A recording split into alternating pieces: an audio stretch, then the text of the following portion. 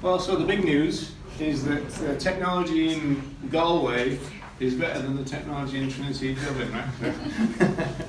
That's what we can say about this. So normally we have a big screen, and this talk is called Vegan Pioneers Rock. So essentially, what I do in this, well, I suppose I better introduce myself a little bit. My name is Roger Yates. I've been a vegan since 1979, so I'm just on 40 years now. And throughout the 80s, I was involved with lots of kind of grassroots things, single issue stuff, so Hunt Saboteurs, but I also was part of the Sea Shepherd crew. We did an Orkneys campaign.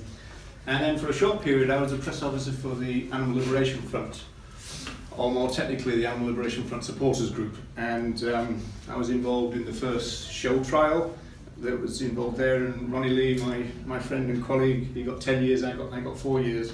So I was one of the early kind of animal rights prisoners, if you like.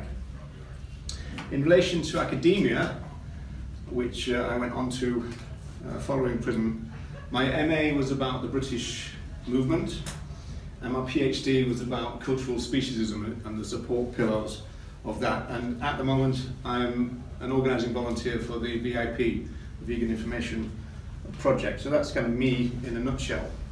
So what I do in this talk, it sounds a little bit strange. What I tend to do is introduce vegans to their own movement. And so the talk is designed for relatively new vegans. And it's important to me because the values of the vegan movement are being slimmed down and watered down rather drastically at the moment. So you've got various forms of reducitarianism going on. So you've got the reducitarians proper, the Matt Balls of the world, Tobias Leenart, who says things like, if you eat fishes or eggs, you're still a vegan and all this kind of stuff. And their idea is that if you lower the bar of entry into veganism, then there's more vegans. Okay, but obviously veganism means something, so there's a tension there. And then there's a second type of reducitarianism which comes from the activists of the movement, the new kind of activists. And they're essentially claiming that veganism is about other animals only. And neither of those claims, that veganism is a diet or veganism is just about other animals, are true in relation to the people who founded the movement. So I kind of busy myself talking about the people who founded the movement in order to make sure people understand that we do have a set of principles, because veganism is a philosophy, not a diet. And I think those principles are worth preserving. And so that's essentially why I kind of do this. So we're not talking about the first vegans, we're talking about the first vegans who organized the social movement. So I usually start with a very basic definition of social movements, which is an organized effort by a significant number of people to create or to resist social change. Now, it's interesting because the classic case, this idea of creating change or resisting change, academics tend to call that the movement-counter-movement dialectic. It just basically means that movements tend to have a relationship with the movements that oppose them. And the classic case probably would be pro-life and pro-choice. So they kind of oppose each other, but they're two, if you like, kind of social movements.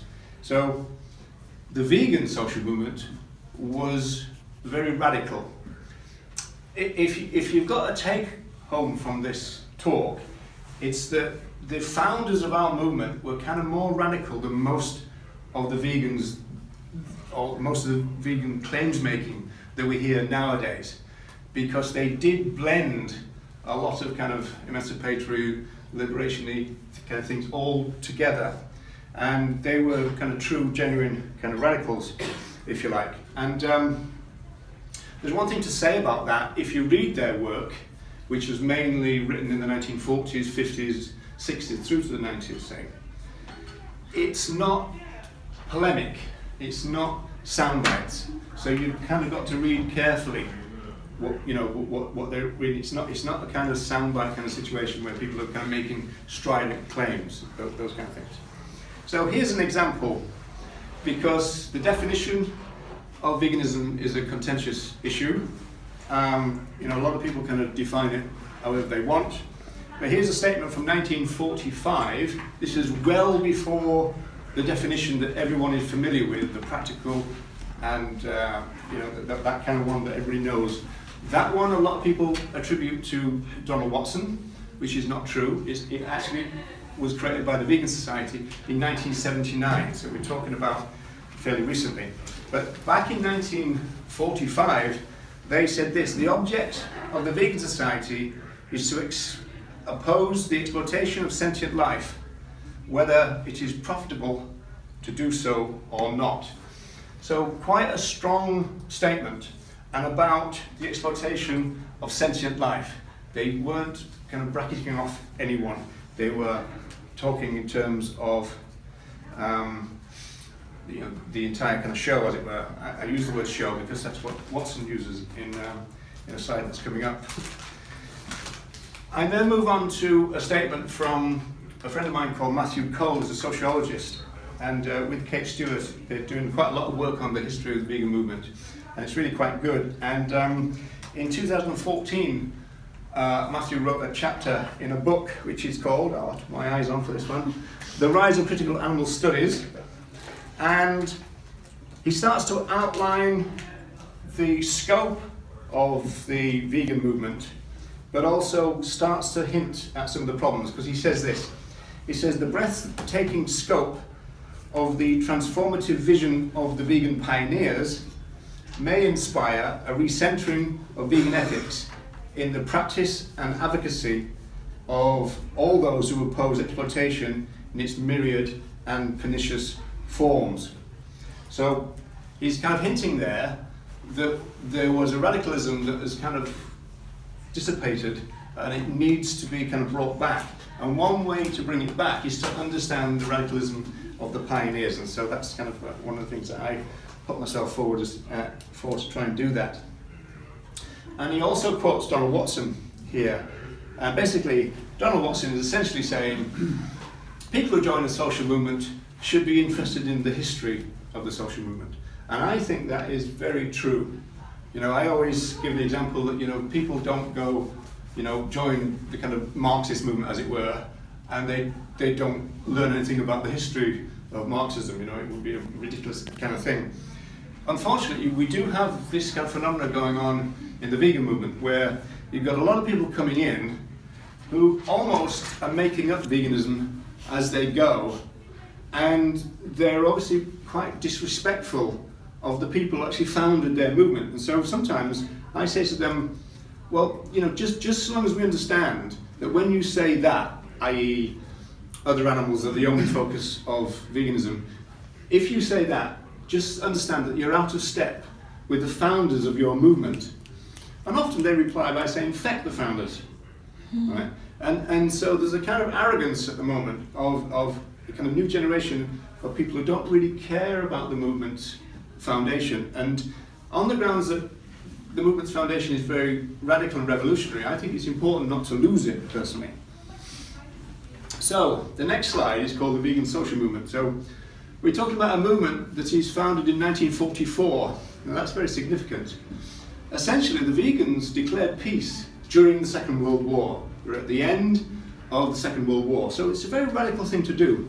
Donald Watson was famously a conscientious objector. And so the fact that they founded the vegan movement in time of a global conflict is very significant, because we've got a situation where the people were trying to work out, the early vegans were trying to work out, if you like, what had gone wrong with humanity. They were trying to work out what was going on. We just had two global conflicts in short order, and they were trying to work out what had happened, and they actually genuinely thought that veganism was part of the solution to bring humanity back into more peaceful times in terms of our relationships with everything. So our relationship with other animals, obviously, our relationship with each other, and our relationship with the planet, as you'll see from the quotes. So essentially then, the vegan movement, our movement, was founded as part of the peace movement. That's the way that they saw it. They also saw that justice was a major idea about the vegan social movement. and obviously non-violence. So I tend to sum that up as veganism tended to mean justice for all. That's what I think that the early pioneers were actually saying. And one of the claims that is made fairly frequently, I think is very interesting, this idea of recovering the vision of the movement, is they saw veganism as part of the moral evolution of humanity. They thought that if we were to engender a vegan mindset, then we would kind of evolve morally, and we would escape from the kind of savagery of what has now just created a Second World War. And then the final thing to say about them as pioneers is the fact that their language is kind of sexist. Now, you know, most people in this room are probably students, and we know from reading historical texts that people are a product of their time, right? And so, you know, if you read, I mean, I'm a sociologist, if you read, you know, the foundational claims of sociology, it'll all be kind of man instead of humanity, this kind of stuff. So it's kind of sexist language, essentially. So, are we back online? Right. I'll swap you. You have this dirty old horrible one that's not working, and I'll have this one. Right. So, do I just press that there? Oh, that one there. Okay. Right. No, that one's out of place now. Yeah. So. Back. Remind me to come back to this. This now in the more modern thing is basic. So remind me to come back to that. That was the one that I talked about. Matthew Cole saying about the recentering, and that didn't work. See, normally it picks out. Okay, it normally picks out this bit here, which is what Watson is saying about the thing. I'll try and juggle these two and see if I can make any sense out of it. Okay, so the vegan social movement essentially then is declaring peace at a time of war. So it's a fairly radical thing to do. They were genuine revolutionaries, I think. And the fact that they were I mean, obviously all of this was in England, so I tend to regard them as kind of gentle English folk, if you like. And so they did speak in that kind of way. Another thing to say about the history of the movement is that it's very white and male. And like, if you tend to read any history of virtually any social movement, probably apart from feminism, it's going to be a very white story and a very male story. However, there were some very significant women involved in the foundation of our movement. So I would normally pick out 4 of them and show you them, but I can't. But their names are Elsie Shrigley, sometimes called Sally Shrigley, Dorothy Watson, Donald Watson's wife, and then Kathleen Genoa and Eva Batt. So Donald Watson is credited in coining the word veganism, okay, or vegan. And famously, he took the first 3 letters from the word vegetarian and the last 2. And there is a meme going around, you've probably seen it, and he's got a picture of a pair of scissors and it says, cut out the crap in the middle and go vegan, right? So you've probably seen that meme. There is some evidence, and Collectively Free talk about this, that Elsie Shrigley probably coined the word vegan, but Donald Watson got the credit. And it could also be that Dot, or Dorothy Watson, his wife, was also kind of part and parcel of this thing. As usual with these things, the kind of male voices tend to be a bit more loud, a bit more strident, and more listened to us, essentially. So, you know, we are dealing with a kind of patriarchal world, aren't we? Kathleen Genoa is an interesting character. She split from the Vegan Society in the 1970s and started another movement which is still going, and it's called Movement for Compassionate Living. Now, this is really interesting. It's kind of like almost like an anarchic vision of the future. Now, it sounds a bit kind of primitivist, but I don't think it's meant for that. But basically, they saw the future as being based on autonomous, tree-based villages. Yeah. Now, we always say, you know, Sandra Higgins says this quite a lot. It's interesting. You know, farmers shouldn't be fearful of vegans, right? And I always say that in a vegan world, there's going to be more farmers than there is now. the farmers that need to be fearful of vegans are the mega farms, you know, those ones, because they'll probably go out of business. There's going to be a lot more people back on the land, and I think it's going to be a lot more communal, back in those kind of days where people, you think about the 1950s in North America, where people would kind of like almost do different farms in a rota, and they would all help each other. It was a very communal kind of thing. I think that's going to be kind of the setup. And Movement for Compassionate Living actually was very critical of the idea of money. They thought that we could just do it all by bartering, which is so quite a radical kind of anarchic kind of vision. And then finally we've got Eva Batt. Eva Batt is a strong voice in the movement, and I'm going to read out one of her quotes in a minute. Let's see if I can move this on a little bit. Yeah, I haven't got that one. Okay. So Eva Batt, she wrote what's possibly the first vegan cookbook ever, which was called What's Cooking, and then there's a follow-up called What Else Is Cooking. And but also she wrote about other issues about the wider philosophy of veganism, and that's the thing that I'm going to quote. But I start off really with this, which is a kind of summary of everything I've said so far.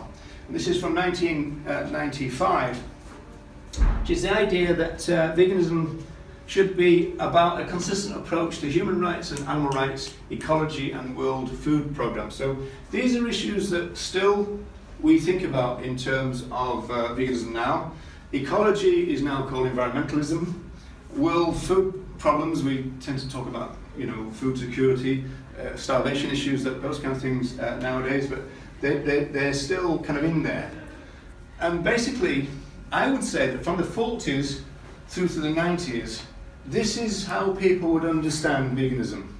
There would be little, if any, push to this idea that we should jettison human rights. It's got not, you know, veganism has got nothing to do with that. I have a video, one of my early videos, and I switched to a clip from the Vegan News, which is a YouTube channel, and in that the person is saying, let's just get this straight.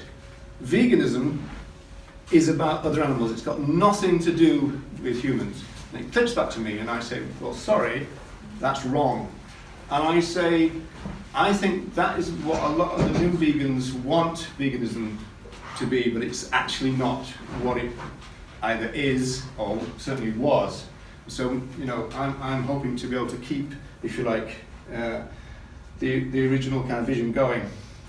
This is from 64, so this is a pamphlet that Eva Batt wrote for the Vegan Society, and as you can see, quite again a firm, if not strident, statement. Veganism is one thing and one thing only, a way of living which avoids exploitation, whether it be of our fellow men, so there's the sexist language, the animal population, or the soil upon which we rely for our very existence. So some people have kind of questioned this, how can you exploit the soil? But I think it was more to do with issues of kind of like farming, growing, gardening, harvesting in a sustainable way. That's what they were getting at. And in fact, in the 1980s, this issue returned to the movement through a book by a guy called John Robbins called Diet for a New America. And it was essentially kind of North American analysis, but basically saying that we're running out of topsoil. And this is a major problem. And it's a major problem that some people still talk about now, because if we completely deplete the topsoil of the most fertile areas in the world, we're going to be in major kind of trouble, if you like. Okay, now this is Donald Watson, and this is a controversial claim, but I think it's very interesting. He's saying that veganism, the movement, is the greatest movement that ever was. And he talks about other movements as lesser movements. Now this is a kind of controversial thing to do, obviously. It's a bit kind of arrogant, possibly, you know. And he gives this kind of metaphor of everyone else is rearranging the deck chairs on the Titanic, and vegans are getting to the kind of the real job, if you like. And that's where it comes at, you know, the iceberg, which is going to be the end of the whole show. What my interpretation of what Watson is getting at here, and a lot of people say that Watson wasn't very radical. The quotes that I'm going to show you show that he was very radical indeed. And what he's saying here is, I think he's saying that veganism can act as an overarching principle for everything. And so, obviously this was before second wave feminism, it was before the civil rights movement, this kind of thing. But basically, my interpretation of this is that some people say, well, you know, you can be vegan and not a very nice person. I think that they thought the opposite. That if you adopted the vegan mindset of peace and justice and non-violence, then you should be a pretty good person. And in the vegan world, they thought, I think, they thought that there would be no domestic violence and rape and exploitation, because that's where they started. They were opposed to all exploitation. And that's why I call it justice for all.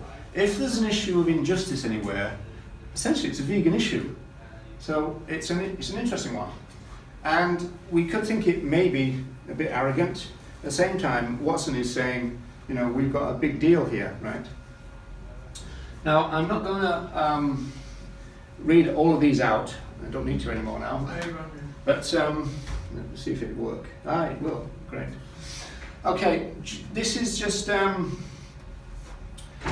pick out a couple of things. It's not on this screen, but it's on mine. And basically, Watson is claiming that veganism would represent the greatest peaceful revolution ever known. So another really big kind of claim about veganism, and in the better interest of men and animals alike. So that theme, this theme of the intertwinedness of human rights and animal rights, is repeated by the pioneers of our movement over and over and over again. It's really entangled in the same way as David Neibert, the sociologist, he talks about the entanglements thesis. He's got a great book which is called Human Rights, Animal Rights, Human Rights, Entanglements of Oppression and Liberation. And it's a very kind of powerful one. But essentially this is what these people thought as well, that if we were to emancipate other animals, we'd be emancipating ourselves as well. We're doing ourselves, as it were, a lot of good. This is Jack Sanderson from 1965. He's the editor of The Vegan, and he's talking about Donald Watson. And so, again, he comes up with this bit here. I'm doing this in stereo. And so again, you see these claims, again, erase from the face of the earth all the wrong exploitation of the collective life of the earth, that of the creatures and the plants, and that of man.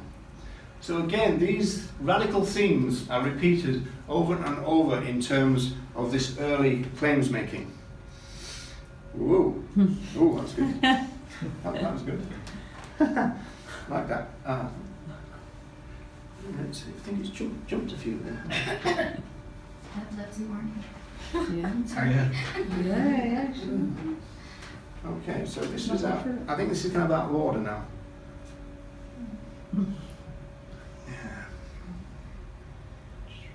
Bear with me, folks.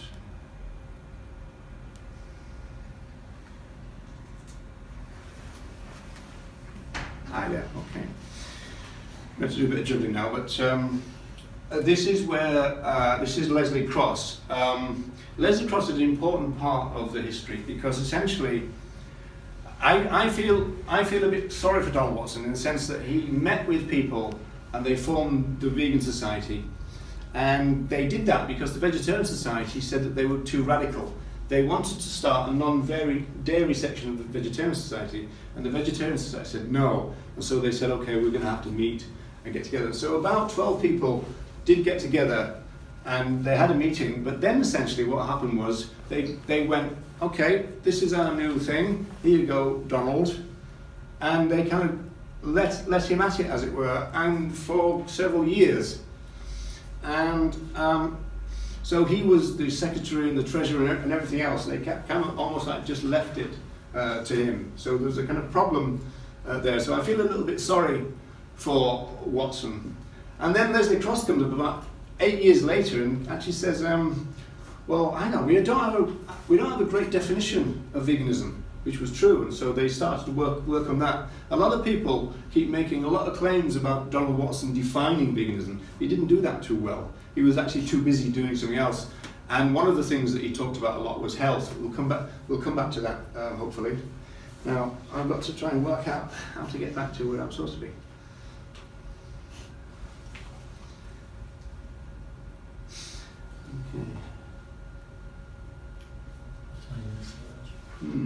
maybe we should just go on for that probably. What I normally point out with this slide, this is Leslie Cross again, this is 1951 now, is that he talks here about some of the obvious changes. And it's interesting because he was saying there's going to be no butcher's shops and all that, and he talked about the milkman doing the rounds, you know, obviously again, product of the time. But he was saying that they would be delivering vegan milk. So these are the kind of like, if you like, the obvious things that we could expect for in the future. And he says one thing that's obvious is that we won't be hearing the cows crying for their calves and this kind of thing. So the kind of things that we would kind of talk about now, no slaughterhouses, no vivisection laboratories, no one will go hunting, right? But then he says that some of the changes are not so obvious, and that's where he turns to the benefits to humanity from the changes as well. Basically, he's saying that we would recover our kind of kindliness, the ones that have been lost in the war times. And he says that if we adopt, if you like, the vegan mindset, then our health, both physical and mental, will be improved. So they really kind of believed this stuff. They thought that veganism was a big deal in these senses. I'm not going to read this one, but this slide is really good. Oh, okay. This slide is really good for pointing out something that I talk about when people object to what I say about veganism. They say, the thing is, human rights, humans have got lots of movements. The other animals need their own. And I say, well, the other animals do have their own movement. It's called the vegan movement. And so the way I try to explain this is by using the concept of focus and scope. And this is what this basically is saying. This is from 1951. And Leslie Cross is arguing this kind of paragraph here is all about the focus, but this is about the scope. Okay, so the focus is on what we would call our relations with other animals, or our relations with the sentient beings. He says, so that's the object of the vegan movement, the focus of it. But there is a second part to it. And that, again, goes back to the kind of knock-on effect, if you like, and benefits to humans. So these themes are forever repeating. So even if we want to say, okay, the movement should focus on other animals, which it does, that's fine. But that's not the scope of the movement. And so that's important in my view. And it seems to me that if people want to, as it were, focus on our relationship with other animals, that fits in with these ideas. It's just that we should recognize that that's just not all of it. It's just kind of part of what we're doing.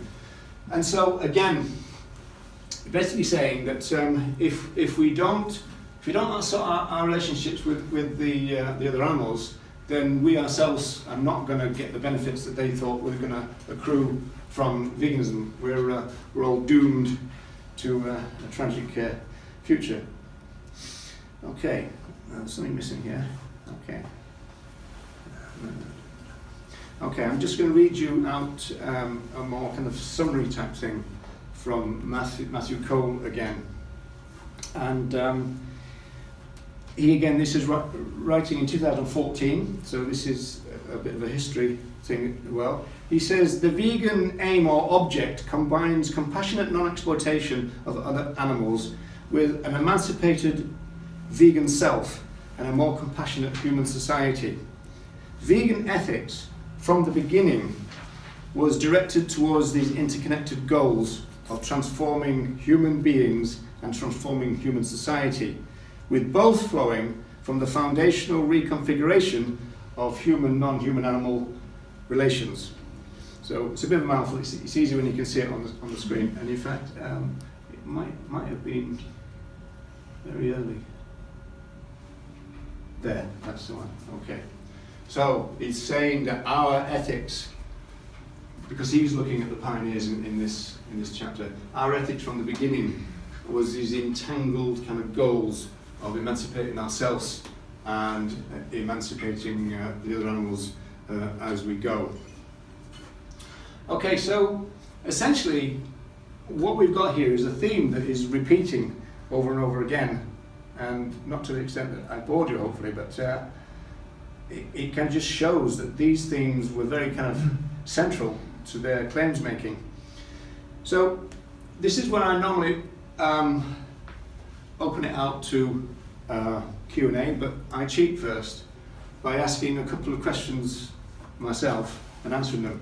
And the first question is this: didn't the vegan pioneers, especially Watson, talk a lot about health and diet? Now this is true. Now some people claim that that's because that's what veganism is all about. It's not that. Essentially, you have to go back to the origins when they went to the Vegetarian Society and they said, we want a non-dairy section, and they said, no, that's too radical. They said, okay, we'll strike out on our own then. And the vegetarians told the vegans, you're going to die. Right? All the doctors told the early vegans, you're going to die. Everyone told the early vegans, you're going to die. And actually some of the very early pioneers did get sick. It was before B12 was kind of known about and understood.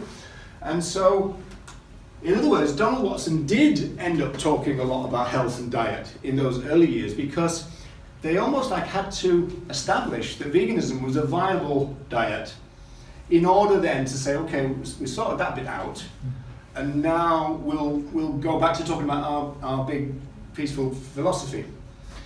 And the final thing that, or the final question that I ask and answer is, haven't we been doing vegan education for many decades? The answer to that is no. Okay, and one of the best answers given to that question was provided by Ronnie Lee, the co-founder of the Animal Liberation Front, and he explains, he was vegan since 1972. He explains that when he came to the movement, all the big animal organizations were run by flesh consumers. By the 1980s, they were vegans, or mainly vegans or vegetarians, but they were still campaigning within their single issues. I became a press officer for the LF supporters group. I did lots of radio, probably hundreds of radio interviews, and I did a few TV things. And I can't remember talking about veganism. It's very difficult for vegans of this generation to understand that you're going to get a vegan going on the radio and not saying anything about veganism. But the thing about it is the journalists didn't think to ask us about veganism, and we didn't think to bring veganism into the answers. It kind of almost like sounds, why, right? Because now, even if the journalists didn't ask about veganism in the first question, you can guarantee that anybody answering would bring in veganism into the first answer. It didn't happen in those days. We actually went to the media as single issue people. We went as anti-vivisectionists, or we went as against factory farming, or we were anti-blood sports, that kind of thing, or we were sea shepherds, something like that, you know. We just didn't think to incorporate veganism into the way that we understand it now as the moral baseline of the movement. And so this is a radical difference, but this change has only happened in this century. So you do get some people saying, oh, we've been doing vegan education for decades and it's not worked. And it's not true. We've historically, in social movement terms, and also just historically in a time scale, we've only just begun. And given what we've achieved in the last 5 years, I think the vegan movement has done pretty well so far. This is certainly not the time to start backing off, and it's certainly not the time to start slimming down the meaning of veganism and bringing in all these kind of reducitarian ideas. There's no need for it.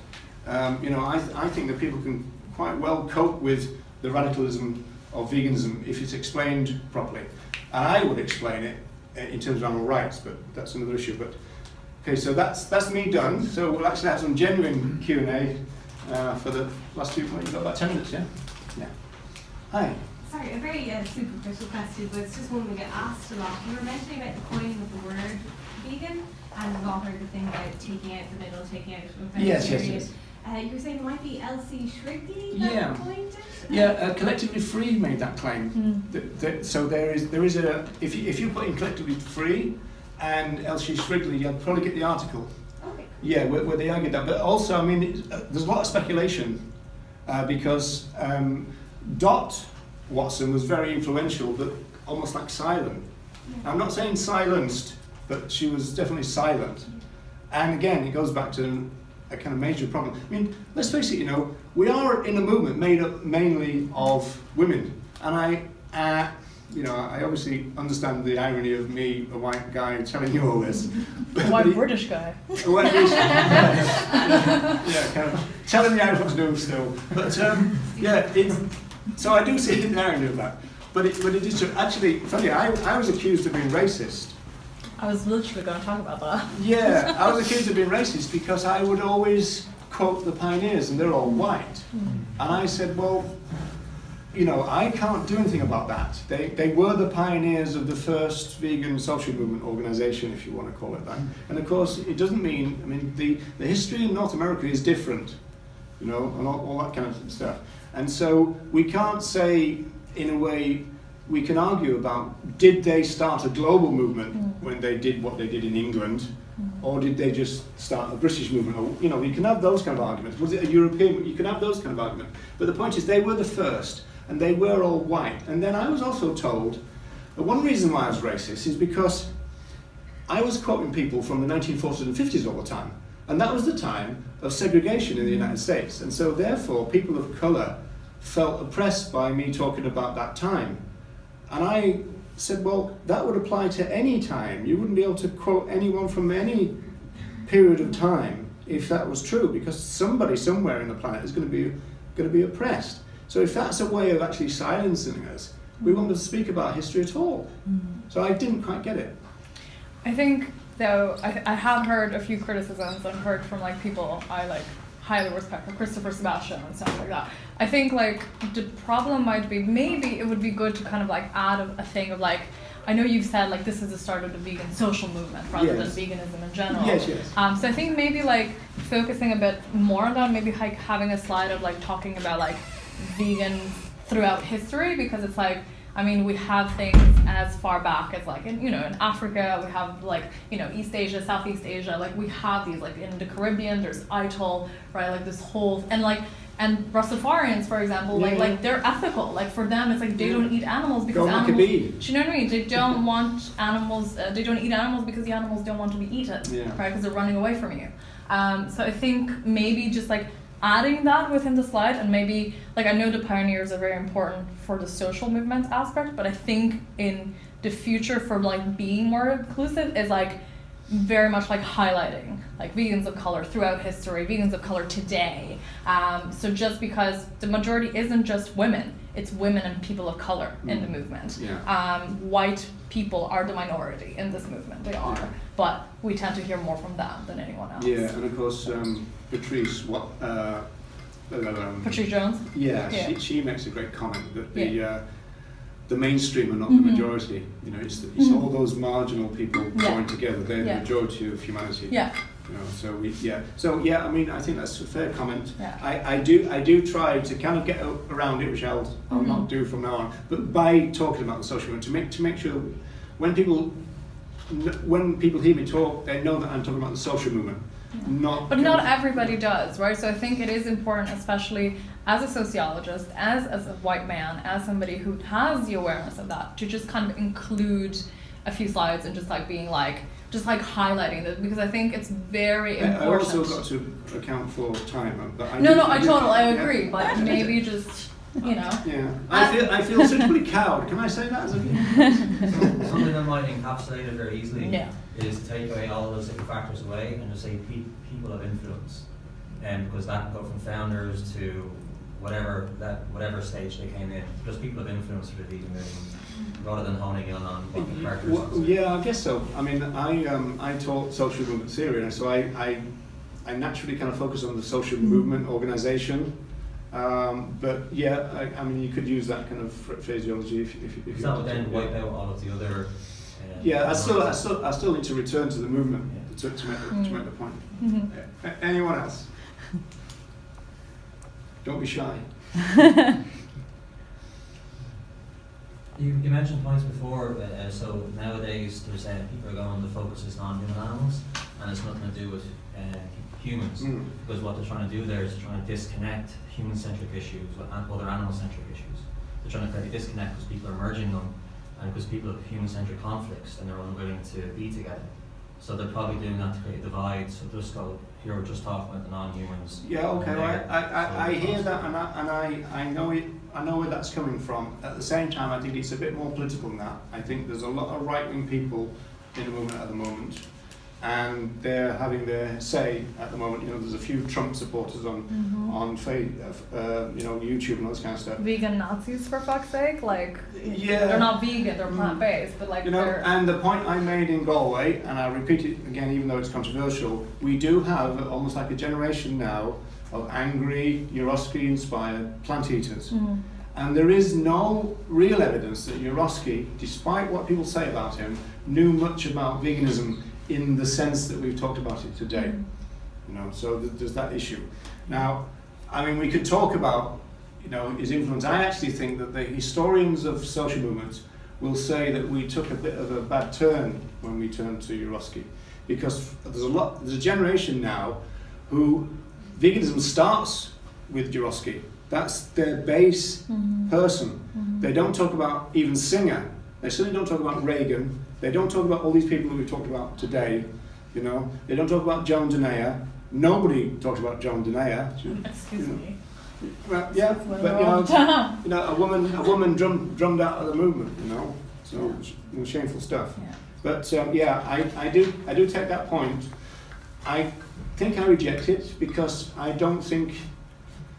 I would go back to what Steve Best says in the famous kind of or infamous Total Liberation speech. And if you want to find that, you go to YouTube, put Steve Best, Total Liberation. It was in Luxembourg in 2013. And he basically says, whatever our personal politics, we are a left-wing movement. And he basically said, if you look at the values of the left and look at the values of the right, we go this way, because it's democracy, rights and everything else. We don't go for countries, boundaries, borders, all the Trump stuff. Right? But there are some people who are fairly influential in the movement now. They've got a right-wing kind of bent to them. Some of them are Trump supporters and all the rest of it. And they are getting a voice now in the movement, which is kind of like new to me. You know, in my day, we were kind of, and let's use the dread word, we were kind of pro-intersectional by almost default. And if we started the vegan society as it did start now, we would call it pro-intersectional in nature.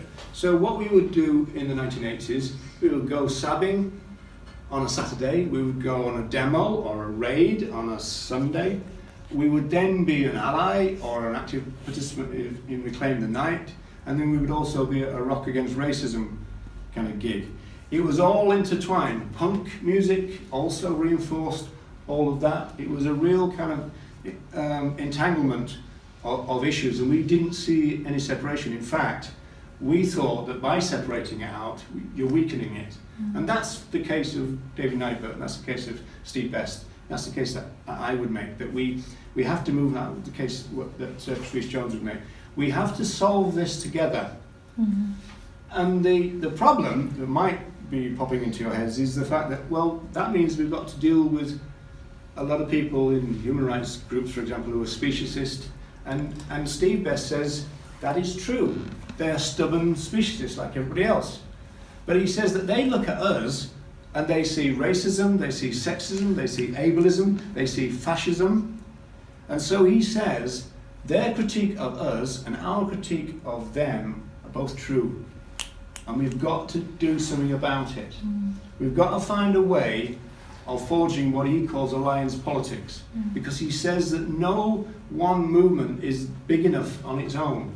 You've got to forge alliances. And he says that means, almost by default, that we would be looking to the left to do that. And that's the thing that gets in the core of this new group of people who want to kind of, you know, the men's rights activists and all this kind of stuff. You know, you want to see men's rights activists walking with feminists and all this kind of stuff, right? And so that's the stuff that is coming from that kind of new generation.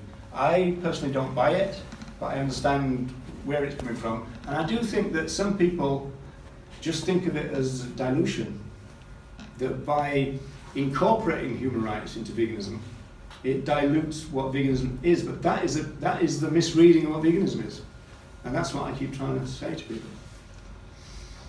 I have to for my piece. But I think like Have you got another change for me? No, it's just yes. No, it's just like I think there's validity with like when people are saying like it's like, oh well, vegans only care about animals, and then you have these like really popular white vegans like Joy Carbstrong and James Aspey who are like, oh yes, only animals. I think there is validity to people who are in any human rights thing, whether you're anti-racism, whether you're doing stuff for anti-sexism, and they see that. Yeah, of course, it's gonna come out. So I think like we just have to have that awareness. It's like we're able to do that through conversations, and I think like a lot of women right now who are like coming. I don't know if there's this like reclaim the animal, like a lot of like female vegan activists being like, well, how about we start calling ourselves animals as well, and like just like. Some people are saying any mal now, aren't they? Any mal? I'm not sure about that, but like they do human animals and like just. When we're talking with other human rights people, letting them know, well, we're animals as well. Like that's kind of like, and I think that was for me, it was like a big piece, and a lot of other friends of mine who were very anti-vegan because of that, because they're like, well, they don't give a shit because they're only white people who only care about the herd dog rather than, no, actually this is really fucked up, and like it encompasses everybody. So like I agree with that. I mean, Anthony Nocella II, who wrote a lot of books, edited a lot of books with Steve Best. Yeah. He says that when he's working with human rights groups, he has to keep telling people that he's not a member of PETA. Yeah. Because everybody assumes that that's what it is. Yeah, you have to be actively anti-PETA. Like if you're vegan and you're for PETA, I'm a bit suspicious of you. Well, my position is known about PETA. I think it should be closed down immediately. Absolutely, 100%. I mean, we in a justice movement, they should have no space. None, zero. But then again, we've got a lot of people at the moment who are gaining space in what essentially is a left-leaning justice movement. Yeah. And so there's an issue there. Yeah. And throughout history of polling, for example, there is a lot of people in the animal movement who have been white, who have been middle class, who have been some quite right-wing people, But Best is saying we need to get those people to critically, reflexively kind of examine their own values, really. Because it doesn't actually fit with the values of the movement. But how you say about the importance of knowing about the pioneers of this movement. I think people need to actually know that about all movements, because it's even Black Panthers, right? Some Black Panther, some of their leaders were rapists and domestic assault, abuse, total massive abusers. Like Black women had to create their own separate movement. And Black feminism. Do you know what I mean? So I think I think people very much stop because they're stuck on this person oppresses me actively every day in, day out, and this person's asking me to stop eating these animals, right? So I think it's very complex, but I think everybody kind of needs to start learning a bit of that awareness around that. I think your points point me in my regret that psychology, and particularly sales psychology, seems to be very popular with the movement, whereas sociology is not. Whereas sociology gives you a deeper, a wider,